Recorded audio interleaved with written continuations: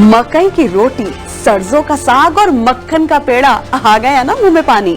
पाकिस्तानी खानों की बात हो तो उनमें लज्जत और जायका बहुत ज्यादा होता है और इसी बिना पर पाकिस्तान बहुत ज्यादा मशहूर भी है। इन खानों में साग को बहुत ज्यादा तरजीह और फौकियत दी जाती है और शाहीनों के शहर सरगोदा में किस तरह साग को पसंद किया जा रहा है, इसी पर रिपोर्ट मुरतब की है सैफ खान ने। आइए देखते हैं।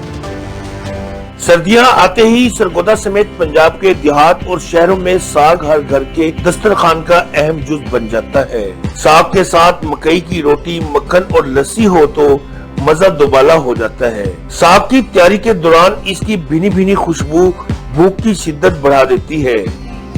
मकई की रोटी हो, सरसों का साग हो, तड़का लगाओ मक्खन का, मजा ही आ जाता है। मुझे साग बहुत पसंद है और जब भी मेरी मम्मा साग बनाती हैं तो मैं बड़े शौक से खाती हूँ। साग खाने में आला और ग़िज़ाइयत से भरपूर होता है। इसे मेहमानों की खातिरदारी के लिए भी तैयार किया जाता है। साग हमारे पंजाब की पहचान है और दूसरे सूबों से जब हमारे पंजाब में लोग आते हैं, मेहमान आते हैं, तो वो हमें साग की ही फरमाइश करते हैं। मकई और साग के शौकीन इफराद कहते हैं कि तौम तो अनवा अक़साम के हैं, लेकिन साग और मकई की रोटी का कोई सानी नहीं।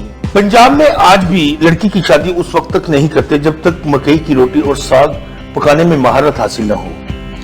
Saif Khan, Dawn News, Sargodha. और बहुत सी खबरें हैं शहर शहर